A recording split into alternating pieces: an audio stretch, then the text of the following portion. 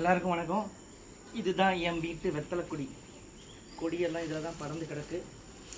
So this is வெத்தலை கொடி, கும்பகோணம் கார வெத்தலை. இந்த வெத்தலையில் நிறைய மெடிசன்ஸ் இருக்குது, உங்களுக்கே தெரிஞ்சிருக்கும். எறும்பு இருக்குது, எறும்பு. வெத்தலையில் அவ்வளோ மெடிசன்ஸ் இருக்குது. நல்லா ஒற்றை தலைவலி, இந்த பக்கம் தலைவலியில் துடிப்போம். ஸோ அந்த மாதிரி டயத்தில் இந்த வெத்தலையோட இந்த நுனியை பிரித்து இந்த ரெண்டு பக்கமும் ஒட்டி வச்சிட்டிங்க அப்படின்னா கொஞ்சம் நேரத்தில் தானாகவே இந்த வெத்தலை எப்போ உதிர்ந்து கீழே விழுதோ அப்போ தலைவலி போயிடுச்சுன்னு அர்த்தம். இதை நான் நிறைய வாட்டி ஃபாலோ பண்ணியிருக்கேன். நம்ம முன்னோர்கள் ஒன்றும் முட்டாள் இல்லை, அந்த காலத்தில் வெத்தலை பாக்கு போடுற பழக்கத்தெல்லாம் கொண்டு வந்திருக்காங்க ஆஃப்டர் ஃபுட்டுக்கு அப்புறம் அப்படின்னா.